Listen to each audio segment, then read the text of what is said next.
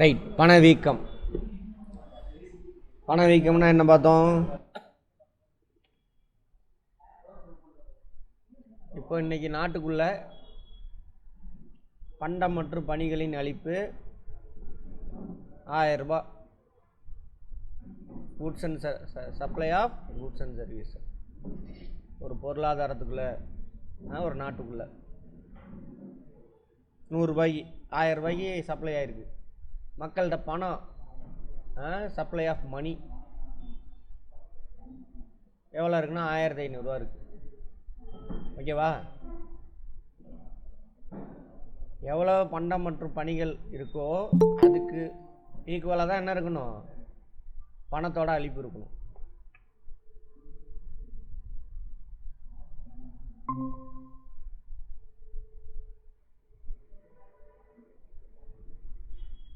அதுக்கு ஈக்குவலாக இல்லை, பணத்தோட அளிப்பு அதிகமாக இருக்கு.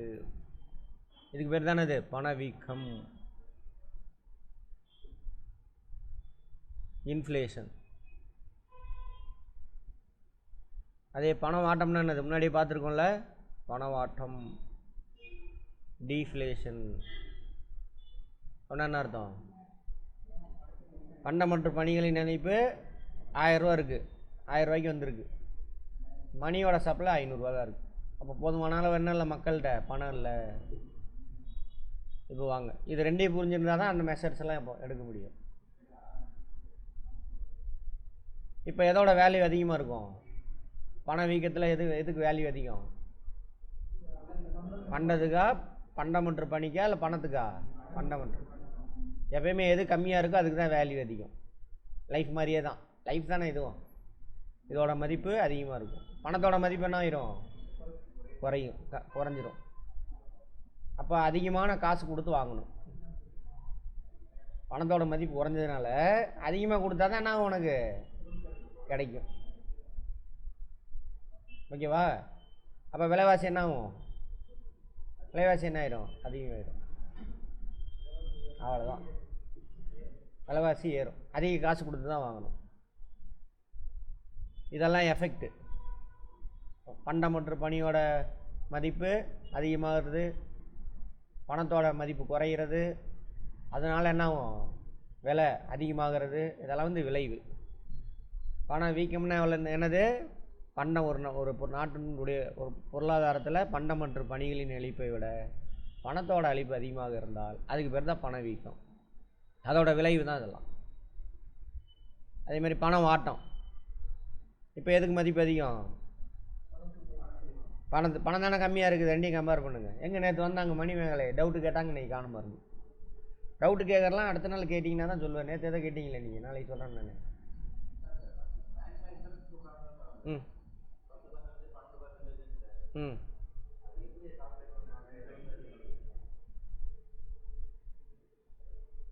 வராங்க, பார்ப்போம்.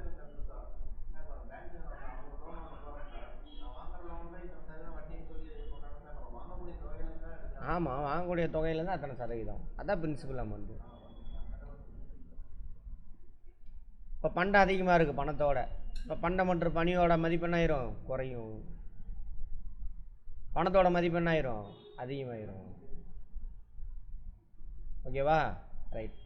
அப்போ கம்மியான காசு கொடுத்தா என்ன ஆகும்? பொருள் கிடைக்கும். ஏன்னா பண்டம் மற்றும் பணியோட மதிப்போட பணத்தோட மதிப்பு என்ன ஆயிடுச்சு? அதிகமாகிடுச்சு. அப்போ கம்மியான காசு கொடுத்தாவே போதும். புரியுதா ஜனா? புரியுதா? அப்போ கம்மி விலை என்ன ஆகும்? குறையும் விலை. இது மதிப்பு, இது மதிப்பு. அவ்வளோதான். இப்போ இதை வச்சு தான் என்ன பண்ணணும்? அட்ஜஸ்ட் பண்ணணும். பார்ப்போம்.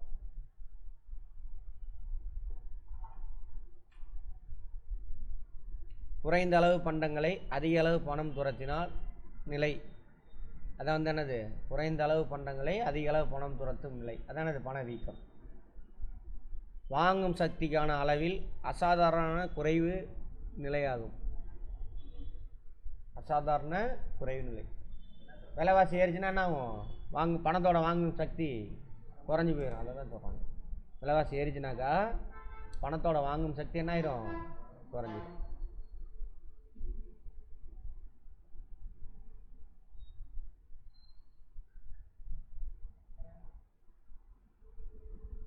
ஓகேவா?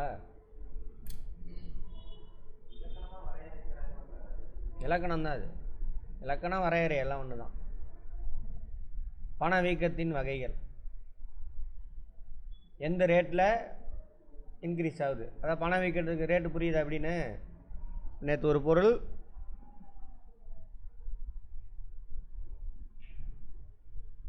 பணவீக்க வீதம் அப்படின்னு சொல்லலாம். பணவீக்க வீதம், ரேட் ஆஃப் இன்ஃப்ளேஷன். வீதம்னாவே என்ன பண்ணணும்? சதவீதம். சதவீதம் தான் வீதம்.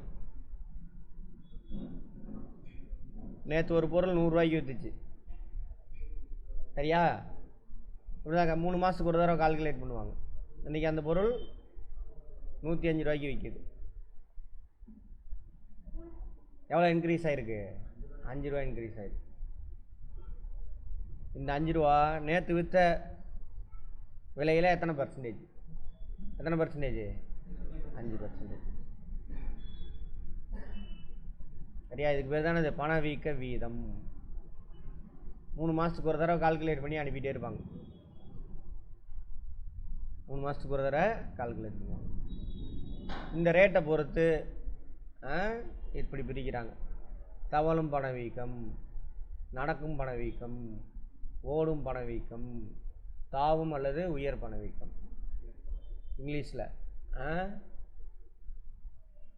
க்ரீப்பிங்கா? இங்கிலீஷில் க்ரீப்பிங், தவழுறது. வாக்கிங், நடக்கிறது. ரன்னிங், ஓடும் பணவீக்கம். ஹைப்பர்னா பயங்கரமாக இருக்குன்னு அர்த்தம். இதெல்லாம் சொன்னேன்ல, ஜிம்பாப்வே எங்கெல்லாம் அதெல்லாம் ஒரே. சரியா?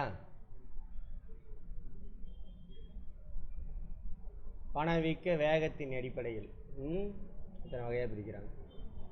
தவளம் பணவீக்கனா எவ்வளோ சார்? இந்த மைல்டாக இருக்கும். 5% கீழே இருக்குன்னு வச்சுக்கோங்களேன். 2, 3 அந்த மாதிரி இருக்கும்.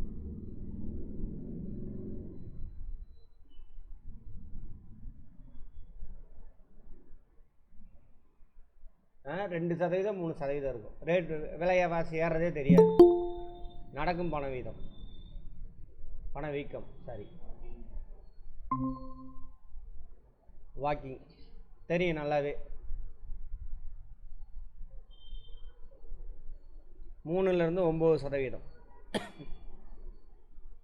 அப்போ 3% வரை, 1லேருந்து 3%க்குள்ளே இருந்தால் என்னது தவளும் வச்சுக்கோங்க.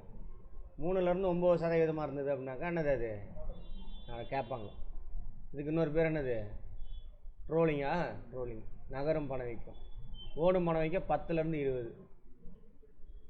வாக்கிங்க, ரன்னிங்கா? Running inflation. ஆமாம். தாவும் இன்ஃப்ளேஷன், ஹைப்பர் இன்ஃப்ளேஷன். ஹைப்பர் அதுக்கு மேலே ஜிம்பாப்வேலாம் 600 பார்த்தோமா? 20லேருந்து 100 வரையும் இருந்தாவே ஆனில். அப்படின்னா என்ன அர்த்தம்? இன்றைக்கி 10 ரூபாய்க்கு விற்றுட்டு இருந்தால் அடுத்த வருஷம் என்ன ஆயிரும்? 20 ரூபாய் மாறிடும். அதுக்கு அடுத்த வருஷம் 30 ரூபா மாறும். 30, 40, அப்படி அது டபுள் ஆகணும். அதுக்கு பேர் என்னது? தாவம் பணவீக்கம். கேட்பாங்க எத்தனை சதவீதம்னு, எத்தனை சதவீதம்னு கேட்பாங்க. கீன்ஸ் இதனை தான் உண்மையான பணவீக்கம்னு சொல்கிறாராம்மா. கேட்கலாம், கீன்ஸ் எதை வந்து உண்மையான பணவீக்கம் என்று அழைத்தார் கேட்பாங்க. ஜிம்பாப்வே 3700%, 2007 இருந்துருக்கு. அப்படின்னா எத்தனை மடங்கு? 30 மடங்கு. இன்றைக்கி 1 ரூபாய்க்கு விற்றுக்கிட்டு இருந்தது அடுத்த வருஷம் 300 ரூபாய்க்கு விற்கிதுன்னு அர்த்தம். சரி, 30 ரூபாய்க்கு விற்கிதுன்னு அர்த்தம். 300ல் 30, 3000%. 100, 30. ஆமாம்.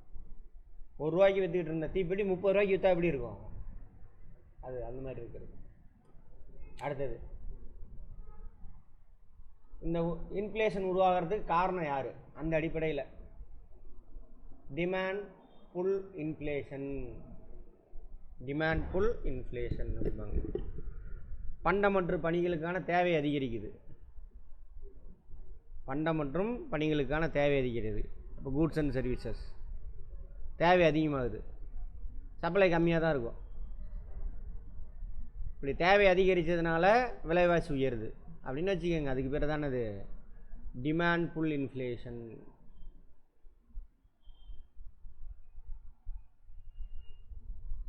அளிப்பு டெய்லி 100 மூட்டை தான் வரும் சந்தைக்கு, சரியா? அதுக்கு மேலே அது மாறாது. திடீர்னு இன்னைக்கு 150 மூட்டை டிமாண்ட் வந்து 150 மூட்டை ஆயிடுச்சு, அளிப்பு இவ்வளோ தான், சரியா? டிமாண்ட்னால அளிப்பு நார்மலாக இருந்து கூட்ஸ் அண்ட் சர்வீஸ் அளிப்பு நார்மலாக இருந்து அந்த கூட்ஸ் அண்ட் சர்வீஸுக்கான டிமாண்ட் அதிகமாச்சுனாக்கா அதனால் ஏற்படக்கூடியது இது டிமாண்ட் புல். இந்த போட்டிருப்பாங்க. அளிப்பு நிலையாக உள்ள நிலையில் பொருட்களுக்கு தேவை அதிகரிக்கும் பொழுது விலைவாசி உயர்கிறது. இதுக்கு பேர் தானே இது தேவை இழப்பு பணம். டிமாண்ட் புல் தேவை பிடிச்சி இழுக்குது, என்னது விலையை. செலவு வந்து பணம் வைக்கும். இப்போது உற்பத்தி காரணிகளுக்கான செலவு அதிகமாகுது, அதனால் விலைவாசி உயர்ந்தால் அதுக்கு பேர் என்னது செலவு வந்து பணம் வைக்கும். காஸ்ட் புஷ் இன்ஃப்ளேஷன், சரியா? இப்போ எப்படின்னாக்க இப்போ லேண்ட், லேபர், கேபிட்டல், ஆர்கனை இவங்களுக்கு டிமாண்ட் அதிகமாச்சுன்னு வச்சுக்கோங்க. இவங்களுக்கு கொடுக்க வேண்டிய பணம் என்ன ஆகும்? அதிகமாகும். இவங்களுக்கு அதிகமாக பணம் கொடுத்தீங்கன்னா உற்பத்தி செலவு என்ன ஆகும்? அதிகமாகும். உற்பத்தி செலவு அதிகமான விலைவாசி என்ன ஆகும்? உயரும். அது மாதிரி இருந்தாங்க, ஓகேவா?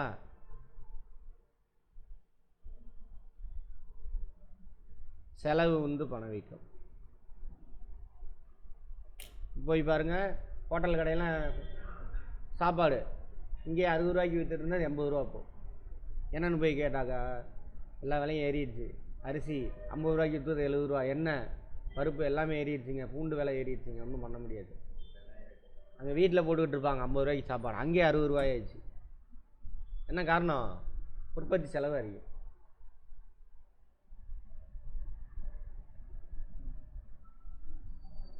கூலி விலை சூழல், சரியா? கூலி விலை சூழல்.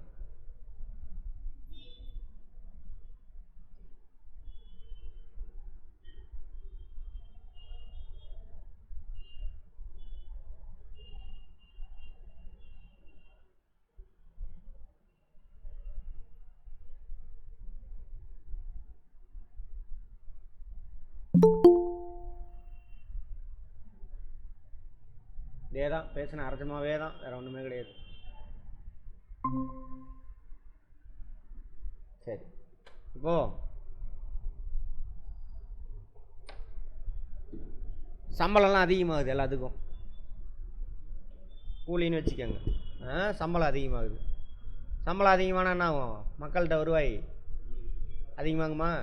வருவாய் அதிகமாச்சுனாக்க என்ன ஆகும்? அதிகமாக பொருளை நுகர்வானா? பொருள் அதிகமாக நுகர்ந்தாக்க என்ன ஆகும்? தேவை அதிகமாகிடுச்சுல, தேவை அதிகமானா நான் விலைவாசி உயரும், விலைவாசி உயரும். அதான் சொல்கிறாங்க, அந்த சைக்கிள் தான் சொல்கிறான். இங்கே பாருங்கள், கூலி விலை சூழல் மூலம் கூலி உயர்வுக்கும் பணவீக்கத்திற்கும் இடையே உள்ள காரண விளைவு உறவு விளக்கப்படுகிறது. இந்த சூழல் கூலி உயரும் பொழுது செலவிட தகுந்த வருவாய் உயர்கிறது, இதனால் பொருட்களுக்கான தேவை உயர்கிறது. தொடர்ந்து பொருட்களுக்கான தேவை உயர்ந்தால் நம்ம விலையும் உயரும். விலை உயர்ந்துச்சுன்னா என்ன பண்ணுவாங்க? பணவீக்கம் ஏற்படும். விலை இருந்தால் தான் அது பணவீக்கம். விலைவாசி உயர்ந்துருச்சா அப்போ என்ன பண்ணுவான்? எங்க விலையெல்லாம் அதிகமாகிடுச்சு, வேலை செய்கிறவன் என்ன பண்ணுவான்? சம்பளம் சேர்த்தி கொடுங்க அப்படின்னு கேட்பான். இப்போ சம்பளம் சேர்த்தி கொடுத்தா நம்ம மீண்டும் உற்பத்தி காரணிக்கான செலவு அதிகமாகதா, அதில் விலை ஏறும். அப்படி லிங்க் செயின் அப்படியே நடந்துக்கிட்டே இருக்கும். கவர்மெண்ட்டில் டிஏ கொடுப்பாங்க தெரியுமா? டியர்னஸ் அலவன்ஸ் அப்படின்னு சொல்லுவாங்க. டிஏ உயர்ச்சி வழங்குகிறோம் அப்படின்னு சொல்லுவாங்க, டியர்னஸ் அலவன்ஸ். இது ஒன்றும் கிடையாது. விலைவாசி உயர்றதில்ல, 5% நாங்கள் உயர்த்தி கொடுக்குறேன் அப்படின்னு சொல்லுவாங்க, 7% கொடுக்குறேன் அப்படின்னு கவர்மெண்ட்டில். விலைவாசி உயர்ந்துக்கிட்டே இருக்குல்ல, அதை சமாளிக்கிறதுக்காக அந்த அரசாங்க ஊழியர்களுக்கு அரசாங்கம் கொடுப்பாங்க. அதாம்மா அகவிலைப்படினா விலைப்படினான்னு அர்த்தம். டியர்னஸ் அலவன்ஸ் விலைப்படி, விலைவாசி உயர்தா அதுக்காக கொடுக்குறது தான் அது அகவிலைப்படி. Dearness allowance பேசிக்லேருந்து உயர்த்துவாங்க. அவர் என்ன பேசிக் சம்பளம் வாங்குறாங்களோ அதுலேருந்து உயர்த்துவாங்க. அடுத்தது அப்போ இப்போ என்ன பார்த்தோம், என்ன ரேட்டில் வந்துட்டு இன்ஃப்ளேஷன் போகுதுன்ற அடிப்படையில் தவளும் நடக்கும், ஓடும், தாவும், இதெல்லாம் பார்த்தோம். டிமாண்டு பணவீக்கத்தை உண்டு பண்ணுதா, சப்ளை பணவீக்கத்தை உண்டு பண்ணுதா? டிமாண்ட் உண்டு பண்ணாக்கா டிமாண்ட் புல் இன்ஃப்ளேஷன். சரியா?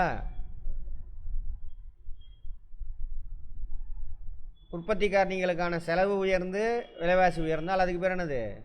Cost push. புஷ்னா பின்னாடி இருந்து தள்ளுறது, புல்லுனா இழுக்கிறது, முன்னாடி இருந்து இழுத்துட்டு போகிறது. சரியா?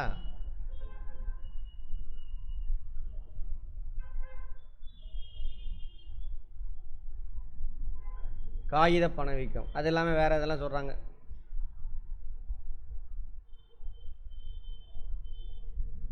அதான் நிறைய பேர் நினைப்பாங்க, இப்போ அரசாங்கத்துக்கு கடன் தேவைன்னா என்ன பண்ணலாம், அரசாங்கம் ஆர்பிஐ பணத்தை அச்சடித்து வெளியிடலாம்ல அப்படின்னு கேட்பாங்க. அப்படிலாம் வெளியிட முடியாது. பணம் எவ்வளோ அச்சடித்து வெளியிடுவாங்க, எவ்வளோ பண்டம் மற்றும் பணிகள் வந்துட்டு பரிமாற்றம் நடக்குது அந்த அளவுக்கு மட்டும்தான் வெளியிடுவாங்க. அதுக்கு மேலே கணக்கிடாமல் அச்சடித்து வெளியிட்டானா என்ன ஆயிரும், பணவீக்கம் அதிகமாகிடும், பண்டம் மற்றும் பணி இருக்காது, விலையெல்லாம் ஏறிடும். அது மாதிரி வரலாற்றில் ஒருத்தன் காலத்தில் நடந்திருக்கும் இடைக்கால இந்தியாவில். யாருன்னு சொல்லுங்க பார்ப்போம். யார்? அந்த தீபிகா இல்லையா? யாரோட காலத்தில்? வாஜ்பாயா? இடைக்கால இந்தியான்றான் நீங்கள் என்ன? முகமது பின் துக்ளக். யார்? முகமது பின் துக்ளக். நாணயம் அச்சு அடிச்சுக்கான்னுவான், செம்பு நாணயம்லாம். அவன் போயிட்டு நாணயத்தை அச்சு அடிச்சிட்டு இருப்பான். விவசாயம் செய்ய மாட்டான் அவனும். விவசாயம் செஞ்சால் தான் என்ன ஆகும், பொருள் கிடைக்கும். இவன் நாணயத்தை அச்சு அடிச்சுட்டு ₹1 செம்பு காசாக அதில் ₹10 போட்டுக்கிட்டா ₹10 எடுத்துகிட்டு போய் கொடுக்குறது. அதை முறைப்படுத்துவார் அவருக்கு பின்னாடி வந்த ஷெர்ஷா சூரி. அதனால தான் அவர் நவீன நாணய முறையின் தந்தை. முகமது பின் துக்ளக் பின்னாடி வருவார். சரியா? ஆமாம். அடுத்தது கடன் பணவீக்கம். மணியை அவங்க தாராளமாக கடன் கொடுக்குறாங்க. அதனால என்ன, மக்கள்கிட்ட வருவாய் உயரும்.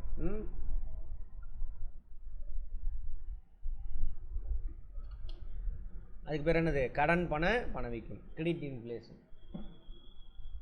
வரவு செலவு பற்றாக்குறை தூண்டல் பணவீக்கம்.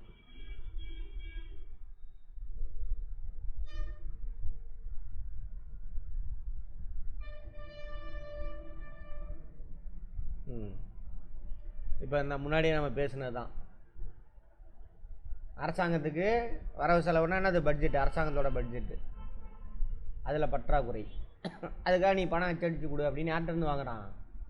ஆர்பிஐட்டேருந்து அச்சடிச்சு வாங்குறான். அப்படின்னாக்கா அதுக்கு பேர் என்ன? என்னது? வரவு செலவு பற்றாக்குறை தூண்டல் பணவீக்கம். வரவு செலவு திட்டத்தினால் ஏற்படும் பற்றாக்குறையை சரி செய்யும் பொறுத்து. இருக்கீங்களா? கவின் தெரிகிற மாதிரி உட்காருங்க. நிதியாக்க முறைகளில் ஒன்றாக மைய வங்கி மூலம் கூடுதல் காகித பணத்தினை அச்சிட்டு பயன்பாட்டுக்கு விடப்படுகிறது. இக்கூடுதல் பணத்தினால் ஏற்படும் விலைவாசி உயர்வினை வரவு செலவு பற்றாக்குறை தூண்டல் பணவீக்கம் என்கிறோம். ஓகேவா? சரி. லாப தூண்டல் பணவீக்கம்.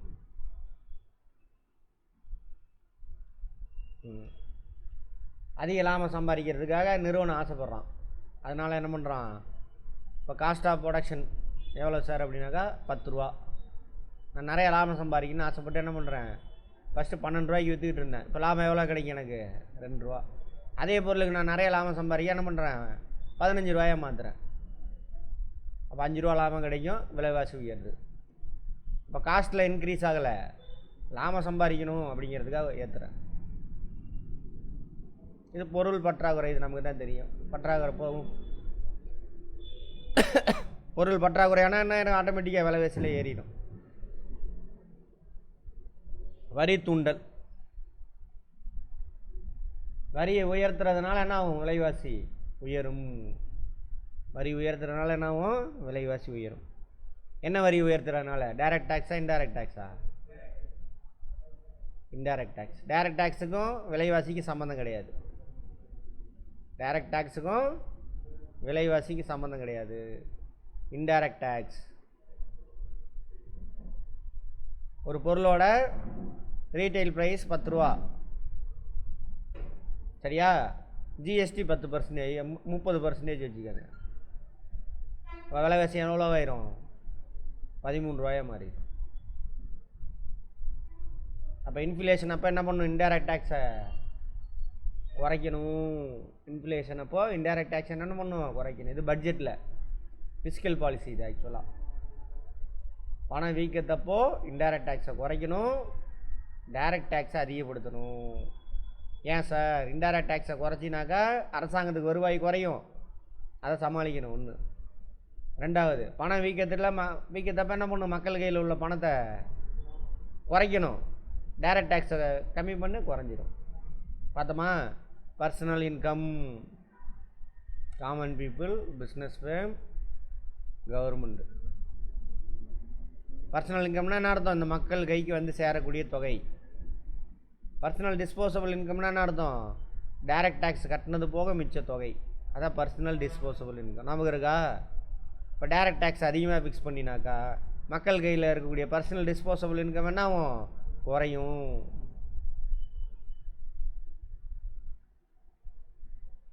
நிறைய பணம் இருக்கிறது தானே பிரச்சனை. அதனால தானே இன்ஃப்ளேஷன், பணம் வீக்கம்.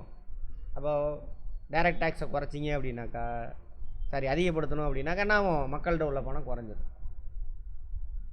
அதே இன்டைரக்ட் டேக்ஸ் அதிகப்படுத்தினா என்ன ஆயிரும்? விலைவாசி ஏறிடும் இன்னும். அப்போ அந்த மாதிரி இன்ஃப்ளேஷன் டைமில் என்ன பண்ணணும்? இன்டைரக்ட் டேக்ஸை குறைக்கணும், டைரக்ட் டேக்ஸை அதிகப்படுத்தணும். இதுக்கு பேர் ஃபிஸ்கல் பாலிசி, நிதி கொள்கை.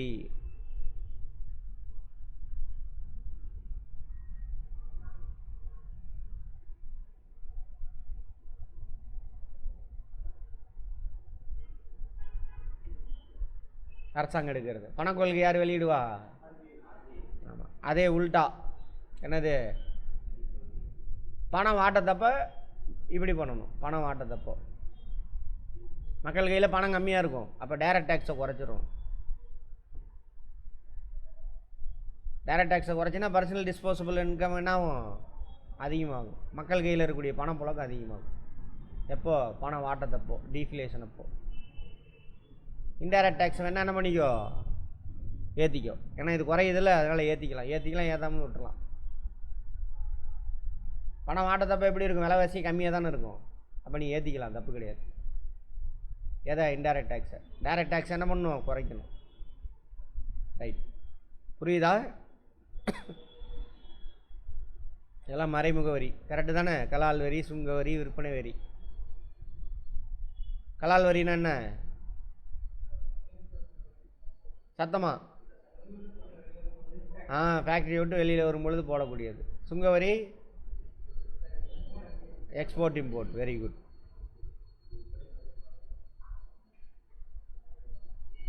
போட்டிருக்கா? மறைமுக வரிகளான மறைமுக வரிகளை உயர்த்தணும்னா என்ன ஆகும்? விலைவாசி உயரும். அதுக்கு பேர் நம்ம டாக்ஸ்ஃப்ளேஷன், வரி வீக்கம். வரி வீக்கம். இன்ஃப்ளேஷனாகவே வீக்கம் தான் அர்த்தம், சரியா?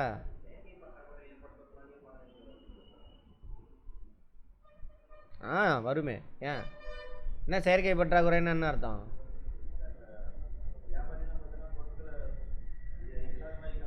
ஆமாம், இல்லாத மாதிரி காட்டி விலையை ஏற்றி விட்டுருவோம். அதான் பற்றாக்குறை ஆயிடுச்சுன்னா முடிஞ்சு போச்சு, விலை ஏறிடும் ஆட்டோமேட்டிக்காக. பணவீக்கத்திற்கான காரணங்கள்: பண அளிப்பு உயர்வு, டிஸ்போசபிள் இன்கம் உயர்வு. பார்த்தோம் இல்லையா? இப்போ தானே பேசணும்.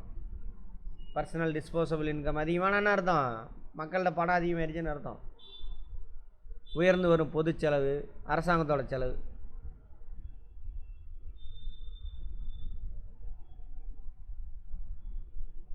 அரசாங்க செலவு செஞ்சால் எப்படிங்க மக்கள் வருவாய் உயரும்? விஷ்ணு,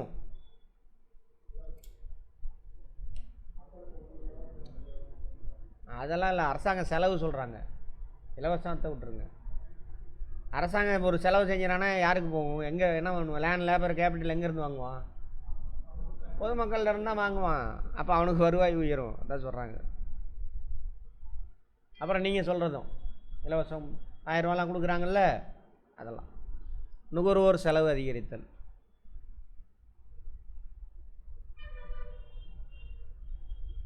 தவணை கொள்முதல்,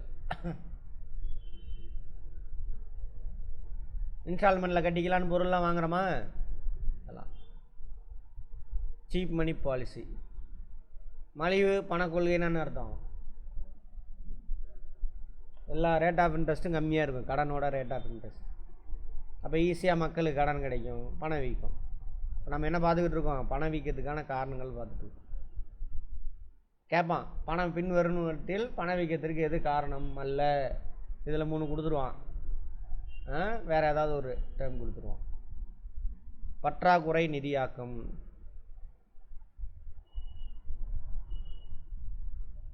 இதான் முன்னாடி பேசுனதா. அதெல்லாம் அரசாங்கத்துக்கு டெபிசிட் பட்ஜெட் போடுறான், பற்றாக்குறை பார்த்தோம்ல, அந்த பற்றாக்குறை நீக்கிறதுக்கு என்ன பண்ணலாம், ஆர்பிஐட்ட பணத்தை அச்சடித்து வாங்கலாம். அப்படி வாங்கக்கூடாது, பெரிய தப்பு.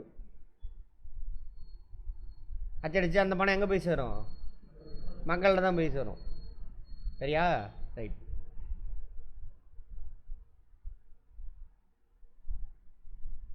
கணக்கில் காட்டப்படாத சொத்துக்கள் நடவடிக்கைகள், கருப்பு பணம்.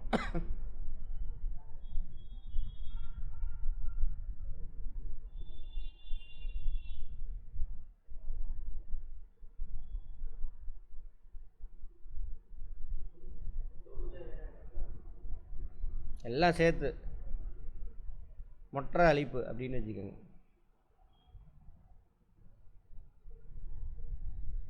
ஒன்றும் இல்லை, இந்த மாதிரி லஞ்ச பணத்தெல்லாம் என்ன பண்ணுறான், மாமன் தான் ஈஸியாக நிறையா செலவு பண்ணுவான், அதனால விலைவாசி உயருதுன்றான். பொது கடனை மீளச் செலுத்துதல், அரசாங்கம் மக்கள்கிட்ட பணம் வாங்கியிருக்கான்ல, கடன் வாங்குறான்ல, பாண்டு டிபெஞ்சர்லாம், அதெல்லாம் திரும்ப அடைக்கிறான். அடைச்சா எங்கே போங்க பணம், மக்கள்கிட்ட போகும். அது இதெல்லாம் வந்துட்டு பண வீக்கத்துக்கான காரணம். ஏற்றுமதி உயர்வு, ஏற்றுமதி உயர்வுனால எப்படி பண வீக்கம் அதிகமாகும், நம்ம ஊரில் ப்ரொடக்ஷனை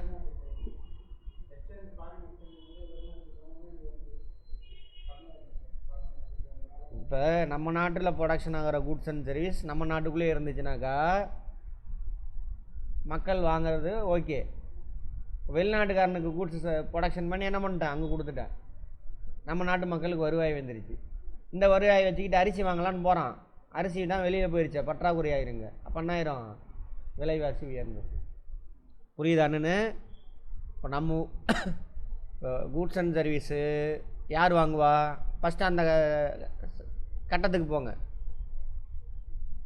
பிஸ்னஸ் ஃபேமு, காமன் பீப்புள்.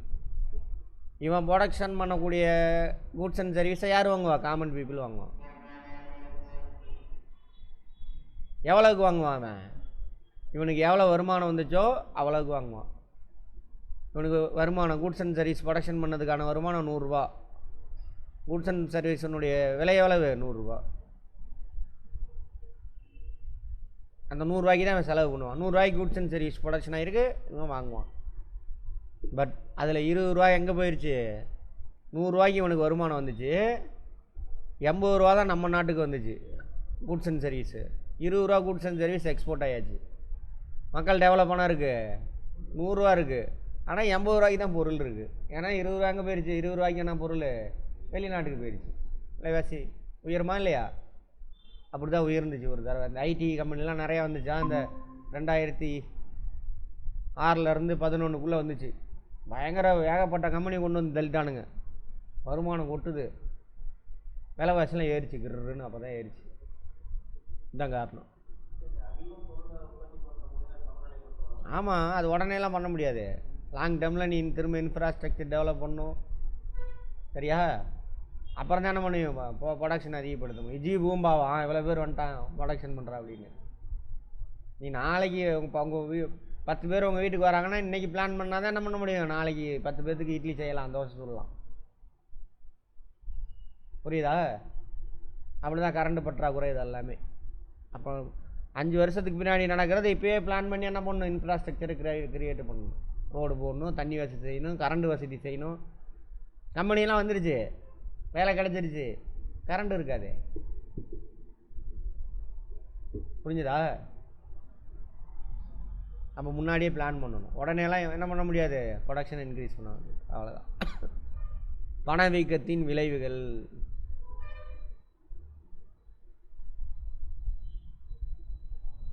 உற்பத்தியின் மீதான விளைவு.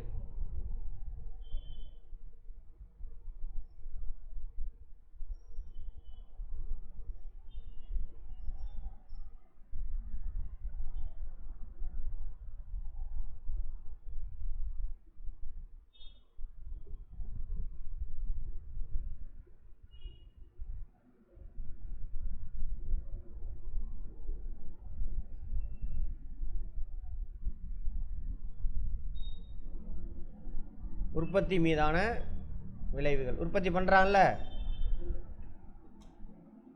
நேற்று 10 ரூபாய்க்கு விற்றுக்கிட்டு இருந்தான், இன்னைக்கு 12 ரூபா. விலைவாசி ஏறினா யாருக்கு லாபம்? உற்பத்தியாளருக்கு லாபம் அதிகம் இல்லை. அதே காஸ்ட் ஆஃப் ப்ரொடக்ஷன் தான். 8 ரூபாய்க்கு ப்ரொடக்ஷன் பண்ணுறான், 10 ரூபாய்க்கு விற்றுக்கிட்டு இருந்தான். பணம் வீக்கிறதுனால என்ன ஆகுது, 12 ரூபாய் மாறுது. இப்போ 2 ரூபா லாபம் கிடைச்ச இடத்துல இப்போ எவ்வளோ லாபம், 4 ரூபா. அப்போ லாபம் அதிகம் வரைக்கும் பொழுது என்ன பண்ணுவான், இன்னும் ப்ரொடக்ஷன் பண்ணலாம், நிறையா லாபம் சம்பாதிக்கலாம் அப்படின்னு ஆசைப்படுவான். அதை தான் சொல்கிறாங்க. மிதமான பணவீக்கம் உற்பத்தியாளர்கள் மற்றும் வணிகர்களுக்கு ஒரு ஊக்க காரணியாக செயல்படும். மிதமான விலைவாசி உயர்வினால் ஏற்படும் லாபத்தினால் தூண்டப்பட்டு உற்பத்தி என்ன பண்ணுவாங்க, அதிகரிப்பாங்க. இப்போ தான் லாபம் நிறையா கிடைக்குதுல்ல, அதனால் ப்ரொடக்ஷன் அதிகம் பண்ணு அப்படிமா. அதே சமயம் உயர் பணவீக்கம் பணத்தின் மதிப்பினை குறைப்பதன் மூலம் மக்களின் சேமிப்பை குறைக்கும். அதிகமான பணவீக்கம் இருந்தால் ஆகும், விலைவாசி உயருதா, அப்போ சேமிப்பு குறைஞ்சிரும். சேமிப்பு குறைஞ்சா என்ன ஆகும், இன்வெஸ்ட்மெண்ட்டுக்கு பணம் இருக்காது. அப்போ என்ன பண்ண முடியாது, உற்பத்தியை பெருக்க முடியாது. இன்வெஸ்ட்மெண்ட் இருந்தால் தான் என்ன பண்ண முடியும். நேற்று 1000 யூனிட் ப்ரொடக்ஷன் பண்ணிட்டு இருந்தேன், இன்றைக்கி 1100 யூனிட் ப்ரொடக்ஷன் பண்ண முடியும். அதுக்கு என்ன வேணும், அந்த 100 யூனிட் எக்ஸ்ட்ரா ப்ரொடக்ஷன் பண்ணுறதுக்கு பணம் வேணும், முதலீடு வேணும். அது எங்கேருந்து யார் கொடுப்பாங்க, நிதி நிறுவனங்கள் கொடுப்பாங்க. நிதி நிறுவனத்துக்கு பணம் எங்கேருந்து வரும், பொதுமக்கள் வைக்கிற சேமிப்பு. சிம்பிள்.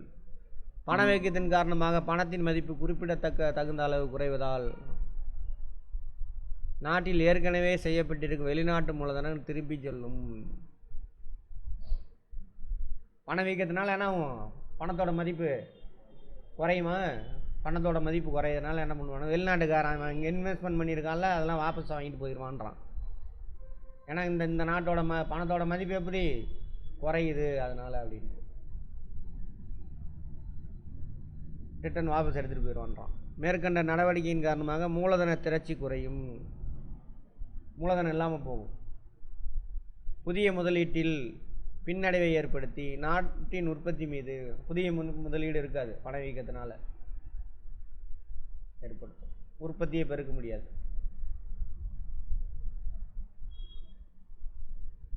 பதுக்கல்காரர்களும் நுகர்வோரும் பொருட்களை பதுக்கி வைக்க பணவீக்கம் காரணமாகிறது. ஆனால் நாளைக்கு திடீர்னு விலைவாசி ஏறுதுன்னு நினைக்கிறாங்கல்ல. பார்த்தீங்கன்னா உப்பு கிடைக்காதுன்னு ஒரு கதையை விட்டானுங்க. 5 ரூபாய்க்கு விற்ற உப்புலாம் 30 ரூபா 50 ரூபாய்க்கு போச்சு. இப்போல்லாம் மூட்டை அள்ளிட்டு போயிட்டானுங்க. விலை ஏறுது, அப்போ இன்னும் ஏற போகுதுரா அப்படின்னு சொல்லிட்டு என்ன பண்ணான், செவ்வாய்ப்பேட்டையில் உப்பு இல்லை போனான். சேலம் டிஸ்ட்ரிக் ஃபுல்லாக செவ்வாய்ப்பேட்டையில் தான் உப்பு போகும். போய் பார்த்தாக்க எல்லோரும் என்ன நினச்சிட்டான், உப்பு விலை ஏறும். நம்மளால தான் முட்டா பயிலுக்கு தானே, ஏதோ சும்மா பற்றி போட்டோம்னா என்ன ஆகும், அப்படியே செம்பிளி ஆட்டு கூட்ட மாதிரி எல்லாத்தையும் அள்ளிட்டு போய் பதிக்கிட்டானுங்க மூட்டையாக. அவ்வளோ உப்பா யூஸ் பண்ண போகிற அதெல்லாம். இது தொடர்ந்து பணம் வைக்குது. அப்போ பற்றாக்குறை அதிகமாகும், குட்ஸ் அண்ட் சர்வீஸ் பற்றாக்குறை. அப்போ என்ன இன்னும் விலை ஏறிட்டே போகும். பணவீக்கமானது பொருள் உற்பத்தியை அதிகரிப்பதை விட ஊக வாணிப செயல்பாடுகளை, ஊக வாணிபம்னா புரியுதா, நாளைக்கு இன்னும் விலை ஏறுமோ, வாங்கி வச்சிடலாமோ. இப்போ தங்கத்தோட விலை ஏறிட்டே போய் இருக்குன்னு, ஏன்னா இன்னும் விலை ஏறுமோ அப்படின்னு ஒரு பயம், அதனால் வாங்கிட்டே இருப்பாங்க. அப்போ விலை என்ன ஆகும், ஏறிக்கிட்டே இருக்கும். வேறு இதில் இன்வெஸ்ட்மெண்ட் பண்ணலாம், எல்லாம் தொண்டு வந்து போடுவான், அதில் போடுவான். நீங்கள் கேட்டிங்களா நேற்று, பாண்டு டிபெஞ்சர்லாம் போட்டு வச்சுருப்பான். அதில் ஒரு பர்சன்டேஜ் கிடைக்கும் உங்களுக்கு ப்ராஃபிட்டு. ஆனால் இது விலை 6 மாதத்துக்கு முன்னாடி 50,000 ரூபா இருந்துச்சு. இப்போ எவ்வளவு, 13,000 ரூபா. 6 மாதத்தில் 50,000 ரூபா போட்டிங்கன்னா 13,000 உனக்கு லாபம் கிடைக்கிது. எவ்வளோ பெரிய விஷயம். அப்போ பாண்டு டிபெஞ்சரில் உள்ளதெல்லாம் விட்டுட்டு என்ன பண்ணுவான், எல்லோரும் இங்கே வந்துடுவான். பணத்தை எல்லோரும் இதை வாங்கிட்டே இருப்பான், விலை ஏறிட்டே இருக்கும். இந்த ஊக வாணிகம்.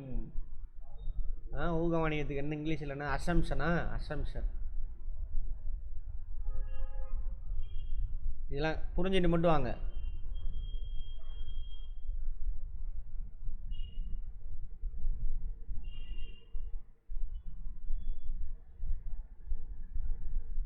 ஸ்பெக்குலேட்டிவ் யூக வாணிமம் அப்படின்னு சொல்லுவாங்க. ஸ்பெக்குலேட்டிவ். ஒரு அனுமானத்தில் என்ன பண்ணுவான், என்ன வரும், இன்னும் லாபம் கிடைக்கும் அப்படின்னு பிரச்சனை. இதெல்லாம் உற்பத்தி பக்கம் இருக்க முடியாது. அதே பகிர்வு,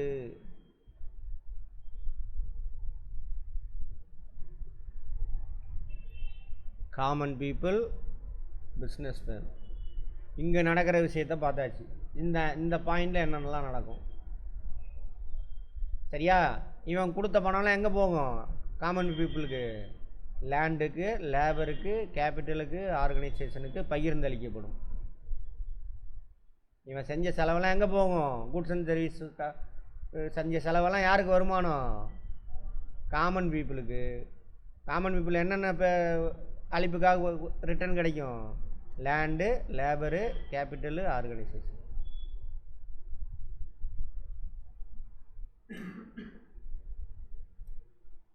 ஓகேவா? அதுக்கு பிரித்து கொடுப்பாங்க. அங்கே என்ன நடக்குதுன்னு பார்ப்போம். தேசிய வருவாய் பகிர்வில் உள்ள பல்வேறு தரப்பினரையும் பணவீக்கம் பல்வேறு வகையில் பாதிக்கும். ஒருத்தனுக்கு ப்ளஸ்ஸாக இருக்கும், ஒருத்தனுக்கு மைனஸாக இருக்கும். கடன் பெற்றோர், கடன் வழங்கியோர், இந்த ரெண்டு பேர்த்தில் யாருக்கு நல்லது? பண வீக்கத்தப்போ கடன் கொடுத்தவனுக்கு லாபம்ன்றீங்க. எப்போ? பண வீக்கத்துக்கு. எப்போ பார்ப்போம். இப்போ நான் என்ன பண்ணுறேன், நான் போன வருஷம் ஒருத்தனுக்கு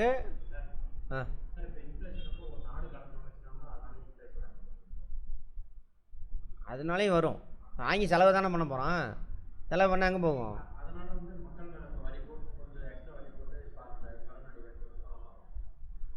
அதுக்கு நீங்கள் வேறு எங்கேயோ போகிறீங்க. அது அப்புறம் பேசிக்கோ, வெயிட் பண்ணுங்கள். இப்போ நான் என்ன பண்ணுறேன், போன வருஷம் ஒருத்தர்கிட்ட 100 ரூபா வாங்கினேன். இன்றைக்கி நான் அதை திரும்ப கொடுக்குறேன். எவ்வளோ தான் கொடுப்பேன்? அதே 100 ரூபா தான் கொடுப்பேன். வட்டி போட்டு கொடுப்பேன். வட்டியை விட்டுருங்க சரியா? போன வருஷம் அரிசியோட விலை எவ்வளோ சார்னா 50 ரூபா. இந்த வருஷம் அரிசியோட விலை எவ்வளவு?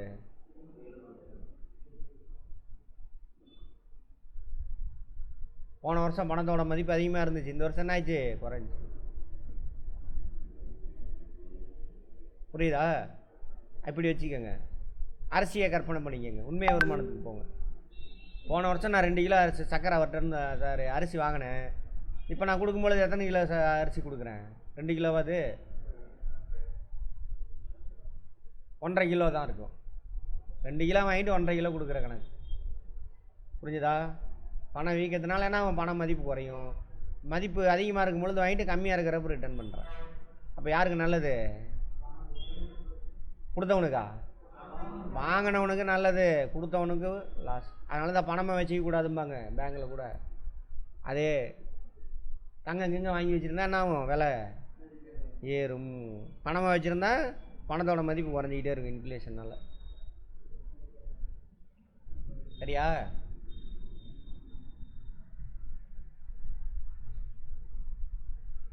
பணவீக்க காலத்தில் கடன் பெற்றோர் ஆதாயமும் கடன் வழங்கியோர் இழப்பையும் சந்திக்கின்றனர்.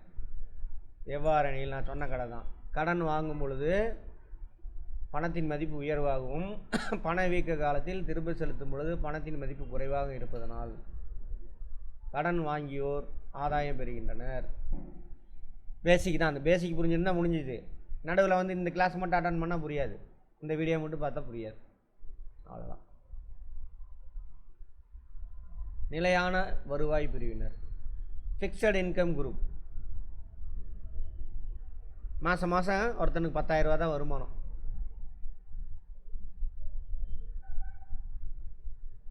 விலைவாசி போன மாதத்தோட இந்த வருஷம் விலைவாசி ஏறிட்டே இருக்குது. 5% உயர்ந்துகிட்டே இருக்குது. ஆனால் அவனோட வருமானம் எவ்வளவு? 10,000 தான். 5 ரூபா ஏறிக்கிட்டே இருக்குது விலைவாசி. அப்போ என்ன ஆகும்? அவனுக்கு கம்மியான உண்மை வருமானம் குறைஞ்சி போயிடும். விலைவாசி ஏறனால என்ன ஆயிரும்? உண்மையான வருமானம் குறைஞ்சி போயிடும். தீபிகா புரியுதா? கொஞ்சம் கொஞ்சம். இன்னும் எத்தனை கிளாஸ் பார்க்கல? அதெல்லாம் பார்த்து முடிஞ்சிங்கன்னா தான் சரியா. விலைவாசி உயர்ந்துக்கிட்டே இருக்குது, உயர்ந்துக்கிட்டே இருக்குது. அப்போ என்ன ஆகும்? அவனுக்கு சமாளிக்க முடியாது. அவன் வாங்கக்கூடிய பொருளோட அளவை குறைச்சிக்குவான். அப்போ வறுமை கோட்டுக்கு மேலே உள்ளவன், வறுமை கோட்டில் இருக்கிறவங்களாம் எங்கே வந்துடுவான்? கீழே வந்துடுவான். நிலையான வருவாய் உடைய பிரிவினர் பணவீக்கத்தால் மிகவும் பாதிக்கப்படுவார்கள். விலைவாசி உயர்வினால் ஏற்படும் வாழ்க்கை செலவு உயர்வுடன் 10,000 ரூபா தான் வருமானம், விலைவாசி உயருது. புரியுதா? அப்போ என்ன, நீ வாங்குகிற பொருள் குறைஞ்சிரும். இல்லைன்னா கடன் வாங்கி வாங்கணும். கடன் வாங்கினா முடிஞ்சு போச்சு கதை. ஆமாம், சூசைட் தான் பண்ணிக்கணும் கடைசியில். அன்றாட செலவுக்கே கடன் வாங்கினா அப்படி தான். ஆமாம். அவை அடுத்தது மாதச்சம்பளம், கூலி பெறுவோர், ஓய்வூதியம் பெறுவோர், வட்டி பெறுவோர். இதை குறைக்கிறதுக்கு தான் அரசாங்கம் வருஷத்துக்கு ஒரு தடவை என்ன பண்ணுவாங்க? டிஏ உயர்த்தி கொடுப்பாங்க. ஆனால் தனியாரில் உயர்த்துவாங்களா? உயர்த்த மாட்டாங்க. ஆமாம். தொழில் முனைவோர்கள், தொழில் முனைவோருக்கு லாபம் முன்னாடியோட என்ன ஆகும்? லாபம் தானே இவனுக்கு கிடைக்கும். தொழில் முனைவோருக்கு 10 ரூபாய்க்கு காஸ்ட் ஆஃப் ப்ரொடக்ஷனு 12 ரூபாய்க்கு விற்றுக்கிட்டு இருந்தான். இன்றைக்கி என்னாச்சு? விலைவாசி உயர்வுனால, பற்றாக்குறை, பொருள் பற்றாக்குறைனால விலை உயருது. 14 ரூபாய்க்கு விற்கிறான். அப்போ என்ன ஆகுது? 2 ரூபா லாபம் கிடைச்சிருந்தா இப்போ 4 ரூபா லாபம் கிடைக்கும். அவனுக்கு ப்ளஸ்ஸு. Windfall gain. ஷார்ட் பீரியடில் உற்பத்தி செலவு அதிகமாகாது, லாங் டேர்மில் தான் உற்பத்தி செலவு அதிகமாகும். சரியா? ரைட். சம்பளம் ஏதாவது கூட்டி கொடுக்க போகிறானா? விலைவாசி உயர்ந்துருச்சுன்னு உடனே அது அப்புறம் முதலீட்டாளர்கள் அதேமாரி.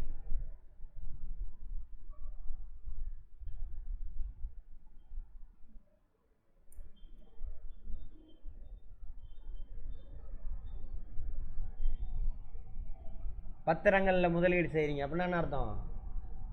கடன் கொடுக்குறீங்கன்னு அர்த்தம். ஆமாவா? அப்போ நீங்கள் கடன் கொடுத்தீங்க, உங்களுக்கு லாபமாக நஷ்டமா? பணம் வைக்கிறதப்போ அதான் இப்போ பேசணும். நஷ்டம்தான். சரியா? அதே ஷேரில் போட்டிருந்தீங்க அப்படின்னாக்கா லாபம் கிடைக்கும். ஏன்னா லாபம், முதலீட்டாளருக்கு லாபம் நிறையா கிடைக்குமா? அப்போ ஷேரோட மதிப்பு என்ன ஆகும்? அதிகமாகும். ஓ, நிறைய ஷேரில் போட்டால் நிறைய லாபம் வருதுன்னு நிறைய பேர் வாங்க ஆரம்பிப்பான். அதனால் சொல்கிறாங்க லாப ஈவு. லாப ஈவுன்னா என்னது? வந்த லாபத்தை பிரித்து கொடுப்பாங்க, முதலீட்டாளருக்கு பிரித்து கொடுப்பாங்க. பணம் வைக்கிறதப்ப முதலீட்டில் லாபம் எப்படி இருக்கும்? ஒரு நிறுவனத்துக்கு அதிகமாக இருக்கும். அப்போ லாபம் அதிகமாக வந்தால் லாப ஈவு அதிகமாக கிடைக்கும். ஈஸ்வரன் புரியுதா? கட்டுப்படுத்தும் வழிமுறைகள்.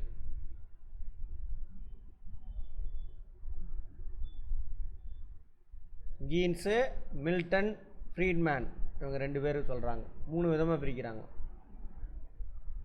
பணவியல் முறை, நிதியியல் முறை, இதர முறைகள். பணவியல் முறை என்னது? வங்கி வீதத்தை உயர்த்துதல்.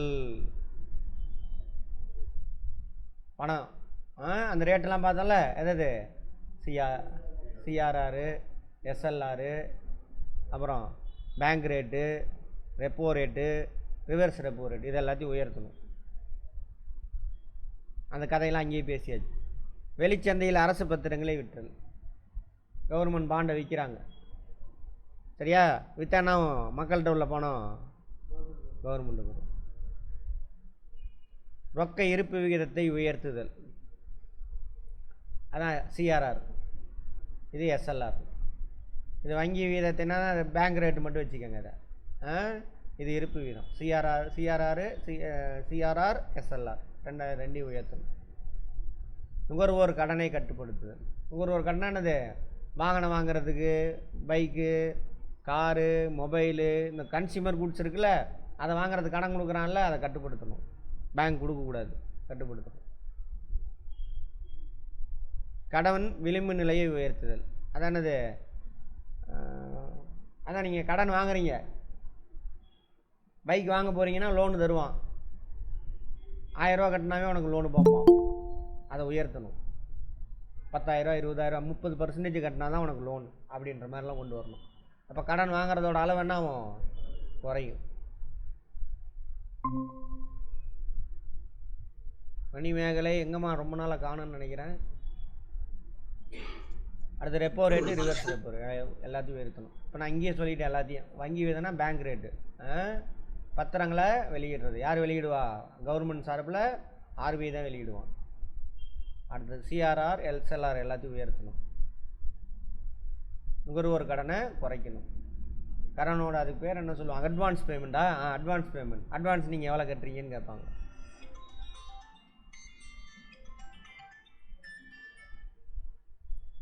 புரிஞ்சுக்கிட்டு வாங்க. மனப்பாடத்துக்கு இங்கே வேலையே கிடையாது. அங்கே கொஸ்டின் இருக்கும், 4 ஆப்ஷன் இருக்குது போகுது. சரியா? இது யார் அஃபெக்ட் ஆவாங்க, எப்படிலாம் குறைக்கலாம், எல்லாம் வேணால் எது வேணாலும் கேட்பாங்க. நான் உங்களுக்கு எக்கனாமிக்ஸ் முடிச்சுட்டு அந்த பழைய கொஸ்டின்லாம் எடுத்து அனலைஸ் பண்ணுவோம்.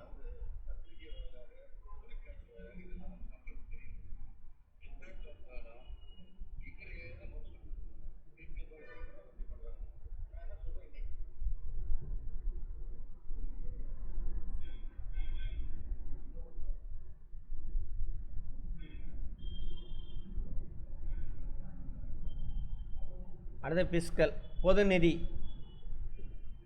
நிதி கொள்கைன்னு சொன்னால நிதியியல் நடவடிக்கைகள் யார் எடுக்கணும்? இதை நிதியியல் நடவடிக்கை யார் எடுப்பா? அரசாங்கம். முன்னாடியே பேசியாச்சு. பணம் வீக்கத்தப்ப என்ன பண்ணும்? டைரக்ட் டேக்ஸை அதிகப்படுத்திக்கும், இன்டைரக்ட் டேக்ஸ் என்ன பண்ணும்? குறைச்சிக்கணும். பணவீக்க சூழ்நிலையை கட்டுப்படுத்துவதில் நிதி கொள்கையும் அதன் கருவிகளும் முக்கிய பங்கு வகிக்கிறது. பணவீக்கத்திற்கு எதிரான நிதியியல் நடவடிக்கைகளான அரசு செலவினங்களை குறைப்பது, பொதுமக்களிடமிருந்து கடன்களை பெறுவது மற்றும் வரி விதிப்புகளை விரிவாக்குவது. வரி விதிப்புகளை விரிவாக்குவதுன்னு மொட்டையாக சொல்லிட்டான். எந்த வரியை உயர்த்தணும், எந்த வரியை குறைக்கணும் அப்படின்னு சொல்ல. அதேமாதிரி தேவையில்லாத செலவெல்லாம் என்ன பண்ணணும்? குறைக்கணும். ஏன்னா அரசாங்கம் செலவு பண்ணால் எங்கே போய் சேரும் பணம்? மக்கள்கிட்ட. தேவையானதுக்கு செலவு பண்ணி தான் ஆகணும். கூப்பிட்றான் ஒரு 10 நிமிஷம்.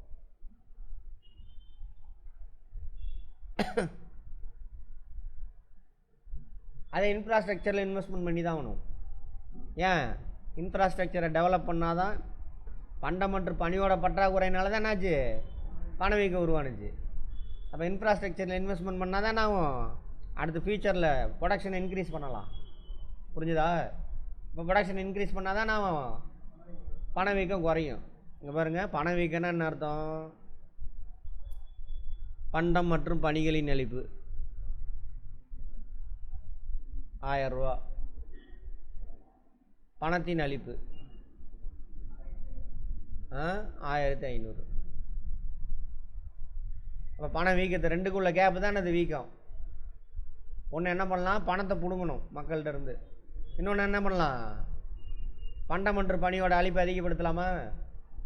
பண்டமன்ற பணிகள் அளிப்பை அதிகப்படுத்தினா என்ன பண்ணணும்? இன்ஃப்ராஸ்ட்ரக்சரை டெவலப் பண்ணணும். கவின் என்ன மேஜர் நீங்கள்? பயோகெமிஸ்ட்ரி. எக்கனாமிக்ஸ் இந்த அளவுக்கு சொல்கிறீங்களா? ஆன்சர்லாம் அவங்களோட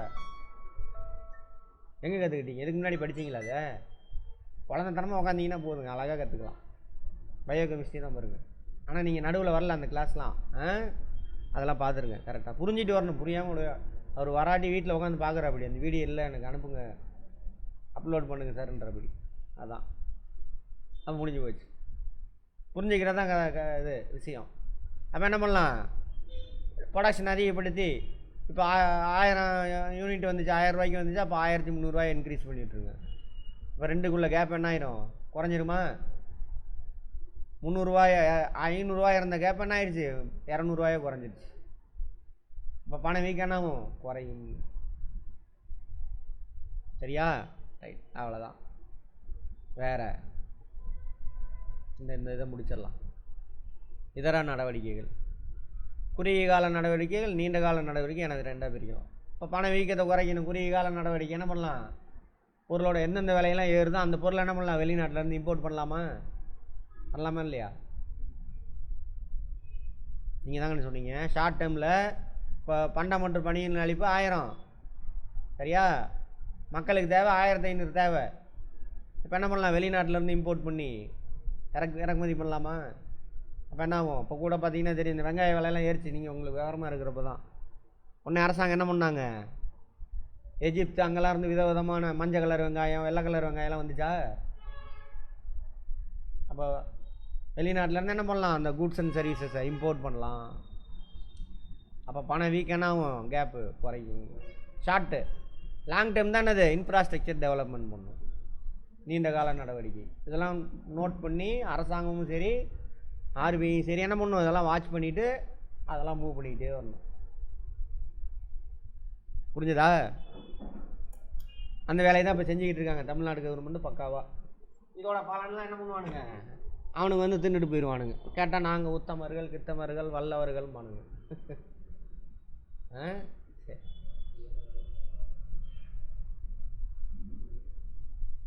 குறுகிய கால நடவடிக்கை. பொது விநியோக முறையில் கீழ் நியாய விலை கடையில் அத்தியாவசிய பொருளை பங்கீடு செய்தல் வழங்கலாம். ஆமாவா? பண்ணாங்களா? எப்போ பண்ணாங்க? யார் பண்ணது? எந்த கவர்மெண்ட்? எப்போ? எந்த கவர்மெண்ட்டு? யார் பண்ணது? 2010 விலைவாசி சொன்னால 2006லேருந்து 2011 பயங்கரமான வளர்ச்சி. ஸோ விலைவாசிலாம் உயருது. அப்போ தான் 100 நாள் திட்டம்லாம் வந்துச்சு. மக்கள்கிட்ட அழிப்பு அதிகம், பணம் அழிப்பு, விலைவாசி ஏறுது. இங்கே பயங்கரமான வளர்ச்சி தமிழ்நாட்டில், எல்லாத்துக்கும் பணம் பொழிக்குது, விலையெல்லாம் ஏறுது. ஆக ஒவ்வொன்று இந்த இப்போ மாதிரி தான் ஒன்றும் இல்லாதான் எடுத்துகிட்டு பத்திரிக்கை கத்துறான்ல, அது பெரிய இஷ்யூ. விலைவாசி உயர்வுன்னு குவிட்டே கிடந்தானுங்க. சரியா? பார்த்தாரு. அப்போ தான் எடுத்தது நம்ம அரசாங்கமே என்ன பண்ணலாம், ஹோட்டலில் ஆரம்பிக்கலாமா அப்படின்னு. அதோட அம்மா உணவகத்தோட முன்னோடி அது தான். அனலைஸ் பண்ணி பார்க்குறாங்க, ஹோட்டல் கடை அவங்க பாதிப்பான் அப்படின்றனால என்ன பண்ணிட்டாங்கன்னா ஹோட்டலுக்காரனை கூப்பிட்டு விலையை குறைய அப்படின்னு பேசுனாங்க. அப்போ இருந்த சிஎம் 9-10 அவனுங்களுக்கு குறைக்கிறோம், ஸ்டெப் எடுக்கிறோம், அதெல்லாம் பண்ணானுங்க. அப்புறம் என்ன பண்ணாங்க, சிமெண்ட் விலையெல்லாம் ஏறுதா, அதுக்கு ஒரு ஸ்டெப் எடுத்தாங்க. அப்போ தான் என்ன பண்ணாங்க, ரேஷன் கடையில் இந்த மளிகை ஜாமான் இருக்குல்ல அதெல்லாம் கொடுத்தாங்க. பருப்பு, மளிகை ஜாமான், எண்ணெய் அப்போ தான் போட்டாங்க. மளிகை ஜாமானை கட் பண்ணிட்டானுங்க. இன்னும் பருப்பு எண்ணெய் மட்டும் போயிட்டுருக்குது. ஒரு குடும்பத்துக்கு தேவையான மளிகை ஜாமான், இந்த தாளிப்பு ஐட்டம்லாம் இருக்குல்ல, கடுகு உளுந்து அந்த ஐட்டம்லாம், சீரகம் சோம்பு இதெல்லாம் ஒரு பாக்கெட்டாக கொடுத்தாங்க. 9-10 அவர் தான் செஞ்சார். யார்? அந்த திருட்டு பையன், படிக்காதவன், முட்டாள், 10வது கூட தாண்டல, அந்த ஆள் தான் பண்ணான். தமிழ்நாட்டில் மட்டும், வேறு மாநிலம் அங்கே தெரியல எனக்கு என்னென்னு. வேணா இங்கே செஞ்சுருப்பானுங்க இவனுங்க. யார்? கேரளாவில் செஞ்சுருக்கலாம். மற்ற மாநிலம் டுபாகூர் பசங்க தான் செஞ்சானுங்களா இல்லைன்னு தெரில. இந்தியாவில் எப்பொழுதும் அத்தியாவசிய பொருட்கள் தட்டுப்பாடு ஏற்படுகிறதோ அப்போதெல்லாம் பொருட்கள் இறக்குமதி செய்து விலையேற்றம் ஏற்படா வண்ணம் தடுக்கப்படுகிறது. இறக்குமதி பண்ணலாம். இதெல்லாம் குறுகிய கால நடவடிக்கை. ஏன்னா வெளிநாட்டில் ரெடியாக இருக்குது, இறக்கிக்கலாம். அதே நேரத்தில் என்ன பண்ணணும், இன்னொரு வேலையும் பண்ணணும். எந்த பொருள் அங்கே பற்றாக்குறை விலைவாசி ஏறுதோ அந்த பொருள் ஏற்றுமதியை தடை போடணும். தடை போடுறதுன்னா ஏற்றுமதி செய்யான்னு ஓப்பனாக சொல்ல மாட்டான்.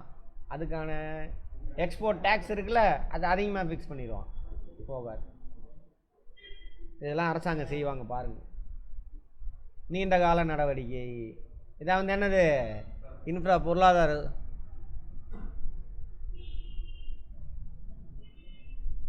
வளர்ச்சியை துரிதப்படுத்துவது.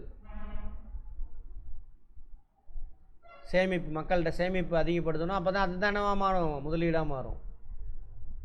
முதலீடு பண்ணால் தான் நான் இன்ஃப்ராஸ்ட்ரக்சர் டெவலப்மெண்ட்டு. முதலீடு ஆனால் அந்த நிறுவனங்கள் உருவாகிறது, தொழில் கூடங்கள் உருவாகிறது, உற்பத்தி பெருக்கும். நடப்பில் உள்ள சில நுகர்ச்சிகளை கட்டுப்படுத்துதலும் உள்ளடங்கும்.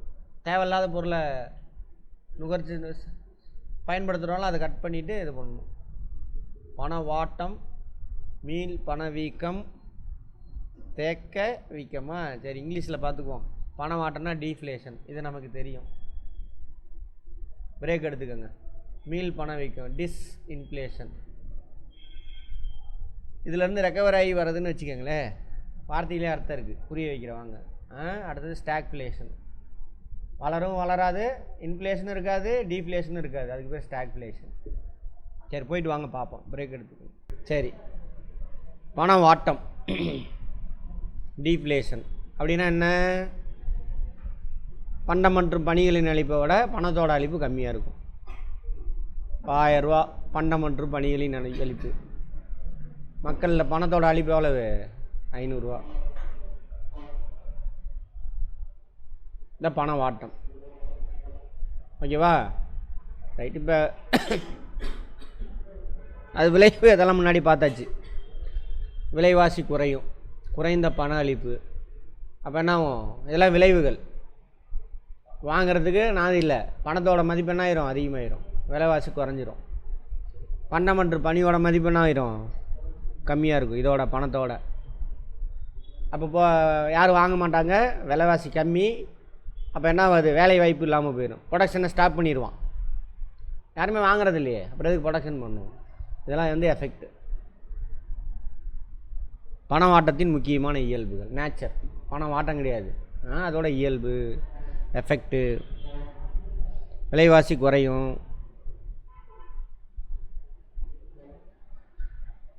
விலைவாசி குறைஞ்சா நல்லது தான், நுகர்வோருக்கு பிடிக்கும். இருந்தாலும் என்ன ஆகும்?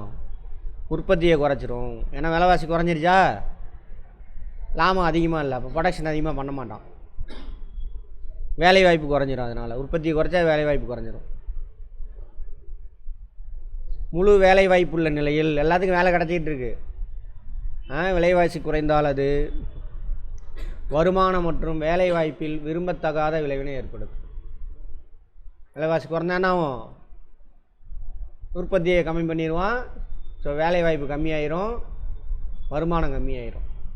இது ஒரு மாதிரி மீள் பணவீக்கம், டிஸ்இன்ஃப்ளேஷன். இது பணம் ஆட்டமாக மீட்கிறாங்க.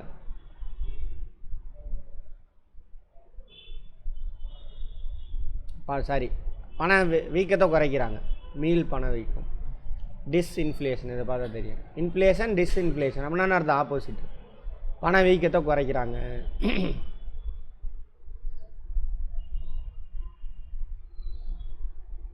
கடன்களை கட்டுப்படுத்துவதன் மூலமும் பணவீக்கத்தினை குறைத்து வருவது மீள் பணவீக்கம் எனப்படும், டிஸ்இன்ஃப்ளேஷன். மீள் பணவீக்கம் என்பதை பின்வருமாறு வரையறுக்கலாம்.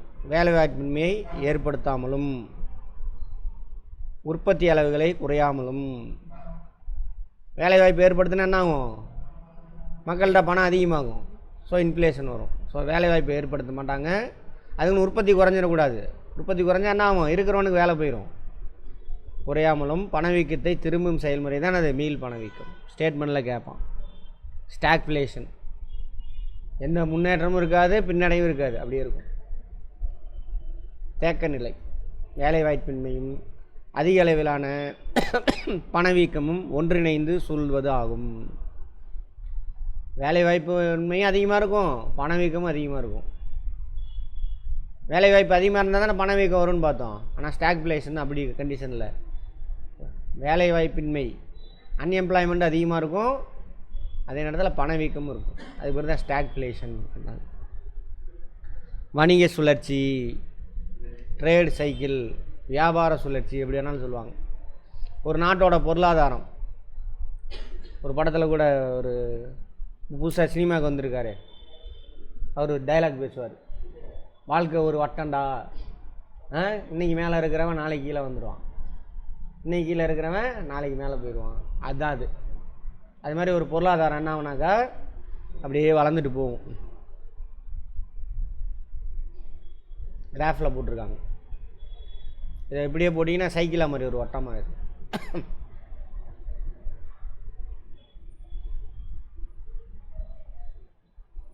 இது வந்து பின்னிறக்கம், இங்கேருந்து இந்த பாட்டு பின்னிறக்கம். அப்புறம் வளர்ச்சி அடைவான், வளர்ச்சி அடையும் இந்த பாட்டு. அடுத்து பூரிப்பு நிலைக்கு போகும், நல்ல பீக்குக்கு போகும். திரும்ப என்ன ஆகும்? பின்னிறக்கம், அப்படி ரவுண்ட் அடிச்சுட்டே இருக்கும். எந்த நாடாக இருந்தாலும் சரி, இன்றைக்கி அமெரிக்கா பயங்கர பீக்கில் இருக்கானா, அவன் என்றைக்கா இருந்தாலும் என்ன பண்ணுவான்?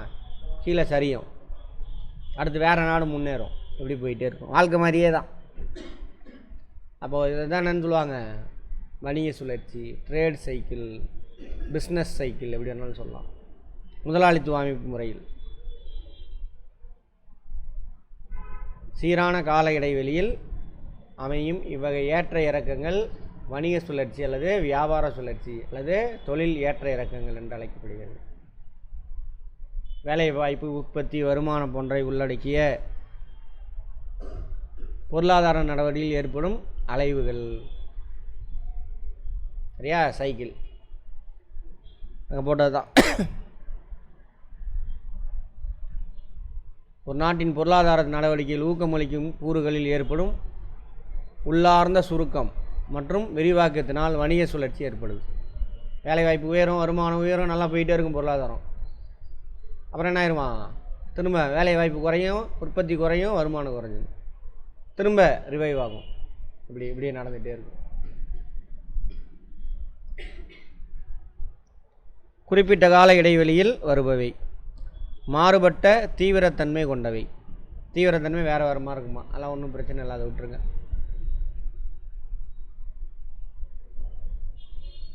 வணிக சுழற்சியின் கட்டங்கள் ஜேஎம் கீன் சொல்கிறார். உயர்கின்ற விலைகளையும் குறைந்த வேலையற்றோர் சதவீதத்தையும் கொண்ட நல்ல வாணிப காலங்களையும். விலை உயரணும், கம்மியாக உயர்ந்துகிட்டே போகும். வேலைவாய்ப்பு எல்லாத்துக்கும் வேலை கிடைக்கணும், நிறைய பேருக்கு வேலை கிடைச்சிருக்கும். குறைகின்ற விலைகளையும் மிகுகின்ற வேலையில்லா திண்டாட்டையும் கொண்ட கெட்ட வாணிப காலம். இப்போ இதில் என்ன சொல்கிறாரு, நல்ல வாணிப காலம் எதாவது விலைவாசி உயர்ந்துகிட்டே போகுது, மைலில் போகணும், சரியா? வேலை இல்லாமல் இருக்கிறவங்களோட அளவு ரொம்ப கம்மியாக இருக்கணும். அதுக்கு பேர் என்னது, நல்ல வாணிப காலம், வளர்ச்சி, வசந்த காலமாக. அதே விலைவாசி குறைஞ்சிக்கிட்டே வருது. எப்போ விலைவாசி குறையும், பொருளை வாங்கிறதுக்கு ஆள் இல்லாதப்போ. அப்போ வேலையில்லா திண்டாட்டம் அதிகமாகும். விலைவாசி குறைஞ்சா தான் பொருள் வாங்குறதுக்கு ஆள் இருக்காது. பொருள் வாங்குறதுக்கு ஆள் இல்லை அப்படின்னாக்கா ப்ரொடக்ஷனை கம்மி பண்ணிடுவான். ப்ரொடக்ஷன் கம்மி பண்ணால் வேலையில்லா திண்டாட்டம் அதிகமாகும். இது கீழே வீழ்ச்சி அடைகிறது. ஓகேவா? ரைட். உள்ளடக்கிய தானே இது வணிக சுழற்சி, ட்ரேடு சைக்கிள் அல்லது பிஸ்னஸ் சைக்கிள், எப்படி வேணாலும் சொல்லுவாங்க. 4 விஷயம் இருக்குது: பின்னிறக்கம், மீட்சி, பூரிப்பு, மந்தம், மீண்டும் பின்னிறக்கம், மந்தம்.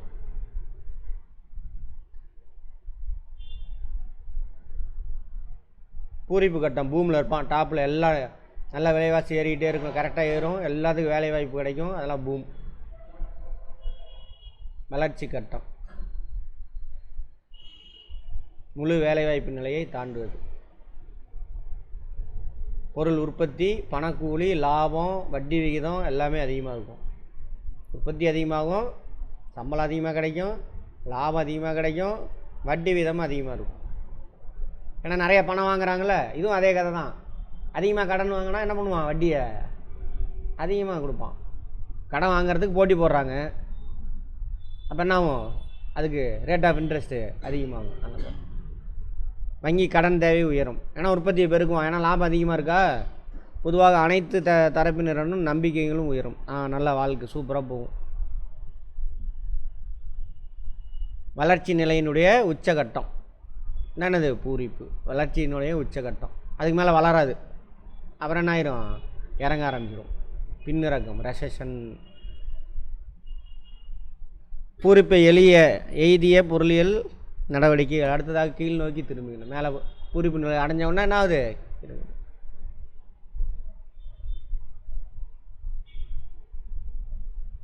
பூரிப்பில் என்ன ஆகுது, ஓட்டை விழுந்துருச்சு. இப்போ என்ன ஆகுது, கீழே இறங்குது. இக்கட்டத்தில் உற்பத்தி, பணக்கூலி, லாபம், வட்டி விகிதம் ஆகியன குறைய துவங்கும். நிறுவனங்கள் தோல்வியடைய துவங்கும். வணிகர்கள் தங்கள் அகலக்கால் வைத்து வணிகத்தை விரிவாக்கி விட்டதை உணர்வார்கள். நல்லா போயிட்டுருக்கே, போச்சுரா, டவுன் ஆக ஆரம்பிச்சிருது, அதை உணர்றாங்க. நம்பிக்கைகள் இருந்த இடத்தில் அவநம்பிக்கைகள் தோன்றும். ஐயோ இனிமேல் தொழில் அவ்வளோதான் அப்படின்ட்டு. இதன் காரணமாக முதலீடு பெருமளவுக்கு குறைக்க ஆரம்பிப்பார்கள். தொடர்ந்து உற்பத்தி, வருமானம் குறைந்து வரும். பங்குச்சந்தையில் என்ன விலை குறைய ஆரம்பிச்சிடும். பங்குச்சந்தையில் ஏன் பங்குச்சந்தையில் விலை குறையும், உற்பத்தியை குறைச்சிட்டு வரான். எதுக்கு ஷேர் மார்க்கெட்டில் பணத்தை போடுறோம், டிவிடன் ப்ராஃபிட் கிடைக்குன்ட்டு. உற்பத்தியை குறைச்சான்னா ப்ராஃபிட் கம்மியாயிடும். அப்போ நமக்கு டிவிடெண்ட் ஒழுங்காக கிடைக்காதுன்னா என்ன பண்ணுவான், ப்ரொடக்ஷனை கம்மி பண்ணிடுவான். மந்தம், அதில் பாதாளத்துக்கு போயாச்சு, அதுக்கு மேலே கீழே போக முடியாது, திரும்ப ரெக்கவரி ஆகணும். 3வது கட்ட காலம் தான் அந்த மந்தம். இயல்பு நிலை கீழ் மிக தீவிரமாக போயிடுச்சு. நிறையா நட்டம், நிறையா கம்பெனியை மூடுறது எல்லாம் நடக்கும். வேலைவாய்ப்பின்மை இருக்கிறதுலே அதிகமாக இருக்கும். வட்டி, லாபம், கூலி எல்லாமே என்ன இருக்கும், ரொம்ப கம்மியாக இருக்கும். ஏன்னா எவனுமே வாங்குறதுக்கு ஆள் இருக்க மாட்டான். அதனால் வட்டி என்ன குறைஞ்சிரும், விலையும் குறைஞ்சிரும், வேலை இல்லா திண்டாட்டம் அதிகமாக இருக்கும். எல்லாம் 3வது நிலை எது, ரெசஷன். அந்த நிலையில் கேட்பாங்க, பார்த்துக்கோங்க. கடன் வாங்க மாட்டாங்க, அவங்க கொடுக்கறதுக்கும் தயங்குவான், வாங்கவும் மாட்டான். பொருள்லாம் தேக்கம் அடைஞ்சு கிடக்கும். ஏன்னா யாரும் வாங்குறதுக்கு ஆள் இல்லை. ஏற்கனவே உற்பத்தி செய்யப்பட்ட பொருட்கள் வாங்கும் சக்தி இல்லாதால், பணம் இல்லாதனால என்ன ஆகும், வாங்க மாட்டோம். ட்ரக்கு, தொட்டி, இந்த இதில் பார்ப்போம். இதில் எலக்ட்ரோ மேக்னட்டிக் வேவ்ஸ் பார்ப்போம். அதில் பார்க்கும்போது இது வந்து ட்ரக்குன்னு சொல்லுவாங்க. ட்ரக்குனா இந்த பாயிண்ட்டு, சரியா? இது வந்து க்ரஸ்ட்டு அப்படிம்பாங்க. எக்கனாமிக்ஸில் பார்ப்போம் ஈவினிங், கவனிங்க. எக்கனாமிக்ஸா, ஃபிசிக்ஸில், எக்கனாமிக்ஸ்லன்றேன்.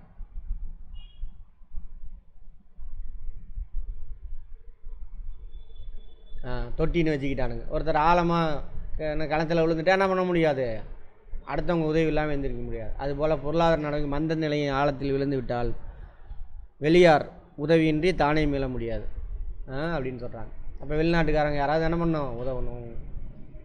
ஸ்ரீலங்கா மாதிரி மீட்சி. இப்போ யாராவது உதவுனா என்ன பண்ணுவாங்க, கடன் கொடுத்து கொஞ்சம் கொஞ்சமாக ரெக்கவரி ஆகி வரும். மீட்சி, அதான் இந்த பாயிண்ட். மீட்சி மொத்தம் எத்தனை கட்டம், 4 தானே. பூரித நிலை, அப்புறம் ரெசஷன், அப்புறம் டெப்ரெஷன், ரொம்ப டீப்பாக போய் விழுவது டெப்ரெஷன், மந்தம். அப்புறம் என்ன, அது மீட்சி. மந்த நிலைக்கு பின் மீட்சி இடம்பெறுகிறது. திரும்ப என்ன பண்ணுது, பொருளாதாரத்தை மேலே தூக்கி இழுத்துட்டு போகுது. முதலில் மூலதன பொருளுக்கு தேவை மீட்சி பெறுவதில் துவங்கும். மூலதன பொருள்னால் அது மெஷின் கிஷன் இதெல்லாம் இன்ஸ்டால் பண்ணால் தான் என்ன பண்ண முடியும், ப்ரொடக்ஷன் பண்ண முடியும். அது ஃபஸ்ட்டு. அரசாங்கம் ஸ்டெப் எடுப்பான், கடனை வாங்கியாவது என்ன பண்ணுவான், தொழிலெலாம் தொடங்கி ஏதாவது பண்ணுவான். அப்படியே கொஞ்சம் கொஞ்சமாக நான் சொன்னேன்ல, ஒரு அமெரிக்க பொருளாதாரமே வீழ்ச்சி அடைஞ்சு கிடக்குது. ஒரு மென்டல் போய் என்ன பண்ணுவான், பொருளை ஆர்டர் பண்ணிட்டு வருவான், அப்படியே அந்த பொருளாதாரம் ரிவைவ் ஆகும். இப்போ அரசாங்கம் செய்கிறதுனால என்ன ஆகும், மக்கள்கிட்ட வருமானம் வரும். அதை வச்சு கொஞ்சம் கொஞ்சமாக பொருளாதாரம் என்ன ஆகும், மீட்சி அடையும். அவ்வளோதான், எல்லாமே உயர ஆரம்பிக்கும். உற்பத்தி, வருவாய், கூலி, லாபம் எல்லாமே.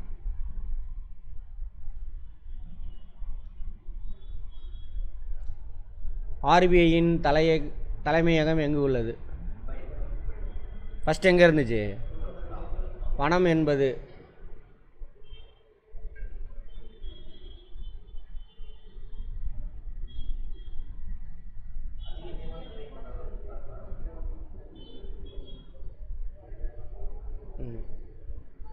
இங்கே இருக்கிறதுல பொருத்தமானது.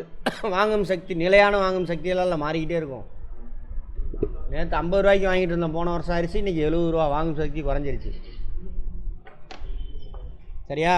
டீ பார்த்தீங்களா, 5 ரூபாய்க்கு இருந்துச்சு. நான்லாம் 1 ரூபாய்க்கு டீ குடித்தேன். எட்டனான்னு நினைக்கிறேன், நான்லாம் குழந்தையா இருக்கும்பொழுது. எட்டனான்னு 4 நாள் இருக்கும். இப்போ எவ்வளவு, 13 ரூபா. காகித பண முறையை மேலாண்மை செய்வது.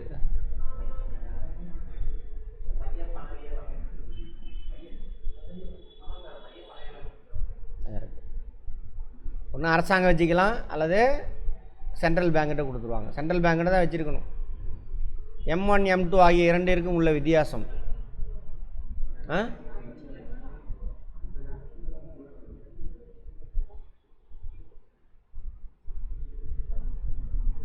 அஞ்சலக சேமிப்பு வைப்பு, அவ்வளோதான். ரைட். அனைத்து வைப்புலாம் கிடையாது. அஞ்சலகத்தில் இருக்கக்கூடிய சேமிப்பு வைப்பு இல்லாத மற்ற வைப்பை வந்துட்டு எதில் சேர்த்துவாங்க, M4 தான் சேர்த்துவாங்க. ஞாபகம் இருக்கா? நான் உங்கள் கூட தான் படித்தேன், நேற்று உங்கள் கூட தான் படித்தேன். இர்வின் ஃபிஷரின் பண அளவு கோட்பாடு பிரபலமான ஆண்டு பாருங்கள் என்னென்னு. 1908. எத்தனாவது கொஸ்டின்? 5. இந்த ஃபேக்ட் மட்டும் நமக்கு ஞாபகம் வச்சுக்க முடியாது.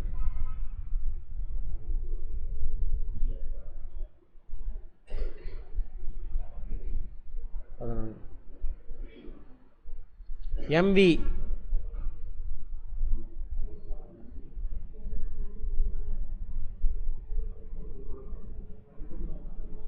மணி வெலாசிட்டி இருக்கும். சட்டப்பூர்வ பணமளிப்பா? MV இருக்கட்டும், பேசிக்கும். பணவீக்கம் என்பது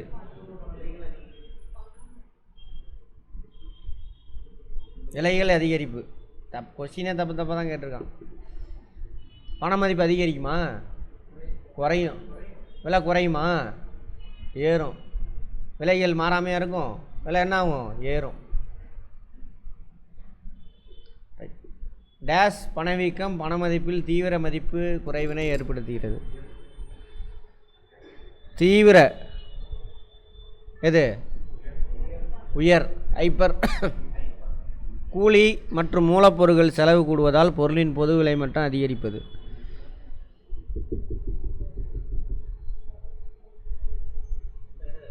உற்பத்தி காரணிகளுக்கு செலவு அதிகமாகுது, அதனால் விலைவாசி உயர்வு. அதுக்கு பேர் என்னது?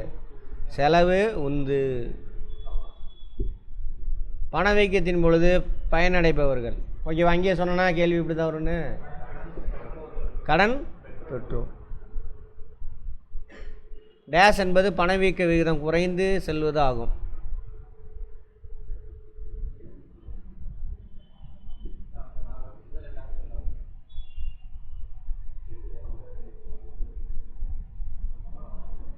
ஓகேவா? எதிர் பணவீக்கம்.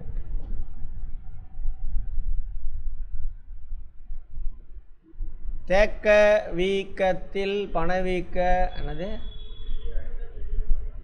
தேக்க வீக்கமா? இங்கிலீஷில் பார்த்துக்கலாம். ஸ்டாக்ஃப்ளேஷன் தானே தேக்க வீக்கம். ஸ்டாக்ஃப்ளேஷன்.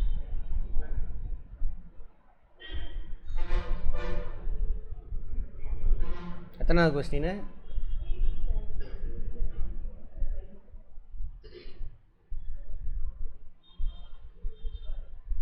ஸ்டாக்ஃப்ளேஷன். பணவீக்க விகிதத்துடன் இணைந்திருப்பது. வேலை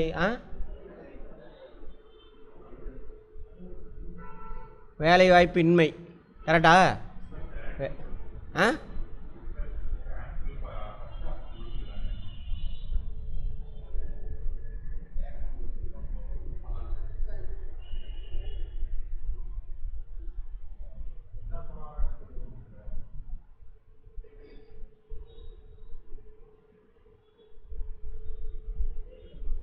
கொஸ்டினே தப்பு. வேலை வாய்ப்பின்மை தானே இணைந்திருக்கும். இன்ஃப்ளேஷனும் இருக்கும், வேலை வாய்ப்பும் ரொம்ப ரொம்ப கம்மியாக இருக்கும். வேலை வாய்ப்பின்மை அதிகமாக இருக்கும். பொருளாதார நடவடிக்கையில் ஏற்படும் ஏற்றத்தாழ்வுகளை டேஷ் என்று அழைக்கின்றோம். ஏங்கம்மா கிளாஸ் முடியும் பொழுது வரீங்க? மந்த காலத்தில் பொருளியல் நடவடிக்கைகள் இவ்வாறு இருக்கும்.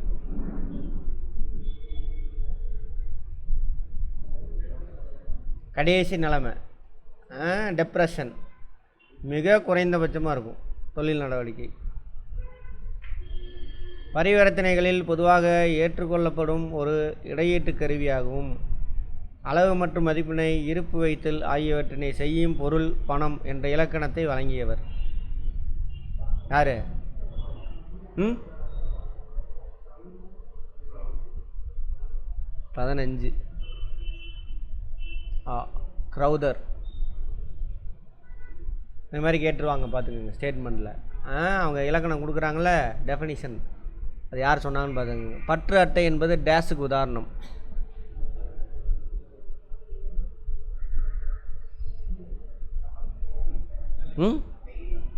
நெகிழி பணம். Very good.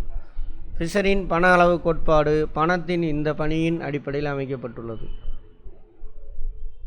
ஃபிஷரின் பண அளவு கோட்பாடு எடுத்து பாருங்கள், போயிட்டு படிக்கணும். எத்தனாவது கேள்வி? 17. பரிவர்த்தனை கருவியா? ஃபிஷர் சொல்கிறார். MV = PTM சமத்தில் V பண சுழற்சி வேகம். இந்த வெலாசிட்டி ஞாபகம் வச்சுருந்தோம்ல, இது மணி சப்ளை, இது வெலாசிட்டி. இது என்னென்னு பார்த்தோம், ப்ரொடக்ஷனு, இது ட்ரேடு, உற்பத்தி. இது வந்து என்னென்னு பார்த்தோம், வியாபாரம், வர்த்தகம். விலைவாசி மெதுவாக உயரும் பொழுது டேஷ் என அழைக்கப்படுகிறது.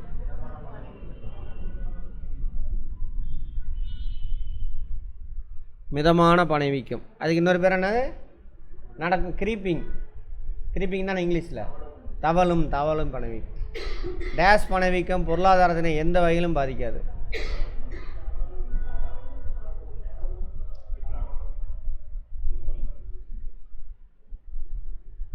இ தான் அது. ஆவா ரைட், இதெல்லாம் சரி. 18 அவ்வளோதாங்க. இந்த மாதிரி தான் இருக்கும். இதேமாரி அங்கே உள்ள எதெல்லாம் ஹைலைட் பண்ணி சொல்லிட்டு வந்தோமோ அது கான்செப்ட்லாம் பார்த்தோன்னா அடிச்சிடுவீங்க. ஃபேக்ட் மட்டும் என்ன பண்ணுங்க ஞாபகம் வச்சுக்கோங்க.